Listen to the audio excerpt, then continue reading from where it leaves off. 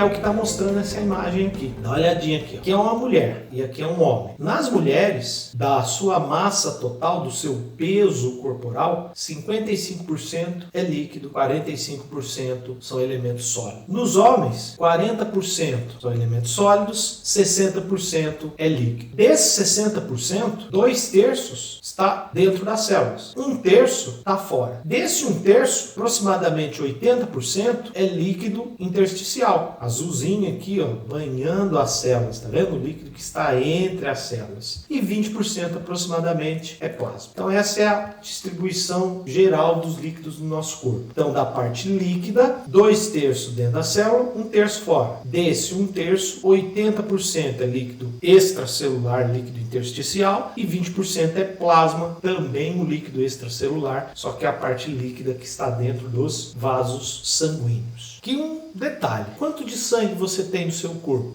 5 litros. Será que é 5 litros? Depende do seu peso. Você tem em torno de 8% do seu peso corporal. Então, uma pessoa de 100 quilos tem aproximadamente 8 litros de sangue. Uma pessoa de 50 quilos tem aproximadamente 4 litros de sangue. Então, tá aqui, ó, peso corporal total, 8% é sangue. Sangue. O que é sangue? Sangue é plasma mais os elementos figurados. Elementos figurados são as células que compõem o sangue. Então, tá aqui. Quais são os 3 tipos celulares do sangue? O primeiro e mais abundante das células, em torno de 4,8 a 5,4 milhões dessas células, são as hemácias, também conhecidas como eritrócito, citocélula, eritrovermelha, também conhecido como glóbulos vermelhos. Além das hemácias, a gente tem também as células chamadas de leucócitos. Leuco é branco, também conhecidos como glóbulos brancos. E as pessoas às vezes têm dificuldade de uma forma fácil. Quem deu óleo por cima sabe dessas regrinhas que às vezes facilita a sua vida. Quem são os leucócitos? Os leucócitos é o bem e o mal. Os leucócitos podem ser divididos em 2 grupos: os agranulócitos e os granulócitos. Granulócitos, quando você olha no microscópio, você vê grânulos. Agranulócitos, quando você olha no microscópio, você não vê grânulos. Granulócitos são bem, só que esse bem é um bem com N. Tá lá, bem com N, basófilo, eosinófilo e neutrófilo. Os agranulócitos é o mal, só que o A do mal já está lá no A, agranulócito. Então o mal tira o A, é o M e o L.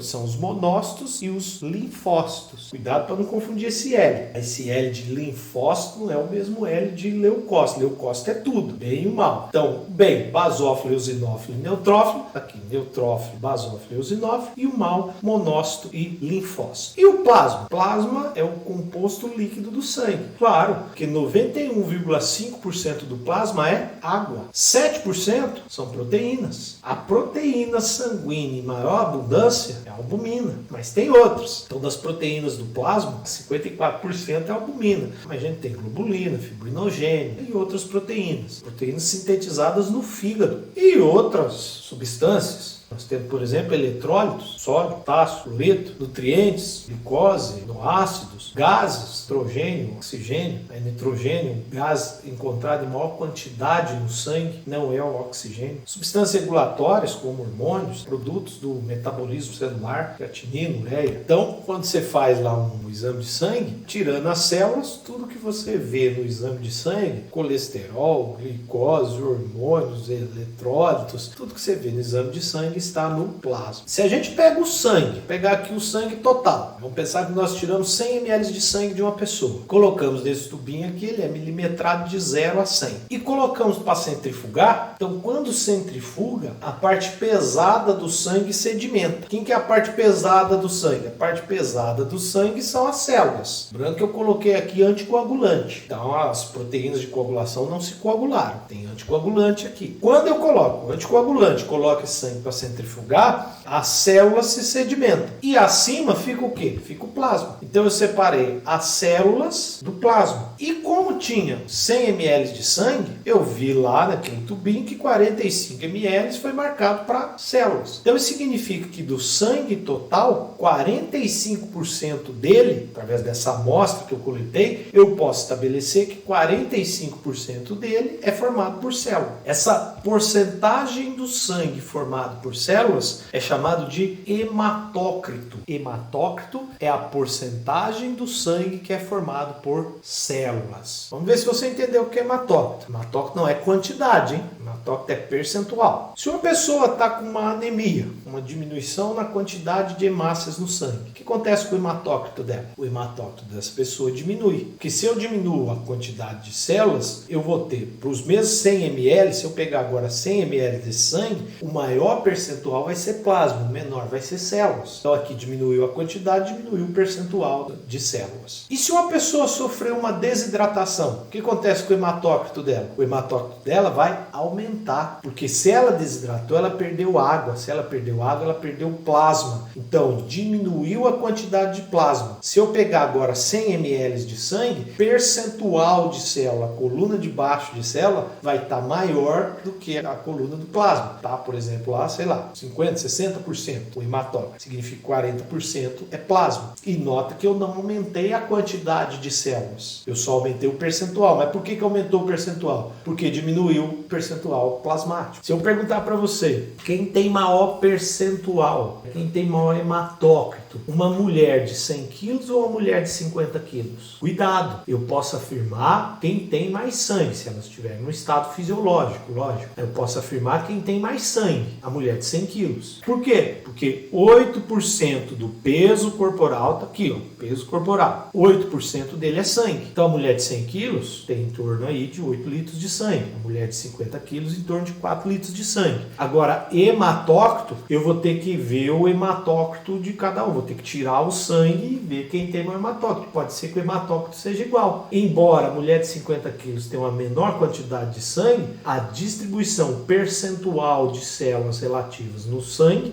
dessa mulher de 4 quilos é o mesmo. Pode ser absolutamente o mesmo, maior ou menor do que a mulher que tem 8 litros de sangue. Agora, se eu perguntar para você, quem tem maior hematócrito? Um estado fisiológico, ambos, por exemplo, ao nível do mar. Quem tem maior hematócrito? Um homem de 50 quilos ou uma mulher de 50 quilos? Ambos têm a mesma quantidade de sangue. Não importa se homem ou se mulher. Mas provavelmente o homem vai ter um maior hematócrito. Por quê? Porque o homem produz um hormônio em grande quantidade chamado testosterona. E a testosterona é um hormônio que estimula os rins a produzir eritropoietina. Eritrócito. Poiese, fazer. Esse hormônio faz eritrócito. Eritropoietina é um hormônio que aumenta o número de hemácias. Então o homem tem maior número de hemácias e, portanto, ele tem geralmente, no estado fisiológico, maior hematócrito do que as mulheres. Legal? Então nota que dá aí para você, né, através aí do seu peso, você calcular a quantidade de plasma, quantidade de líquido intracelular,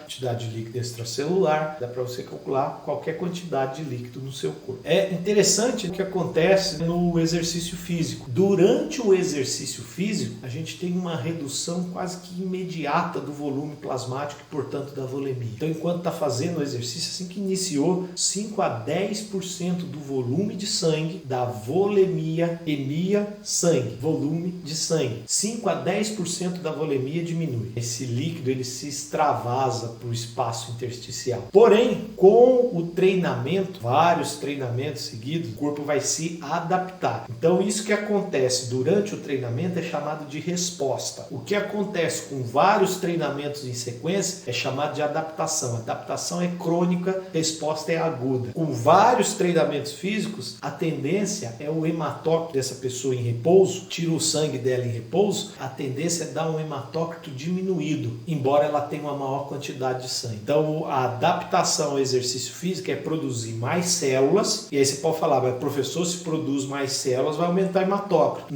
Não porque aumenta também o plasma, a quantidade de plasma. Então, ela vai ter mais sangue, maior volemia, porém com um hematócrito menor.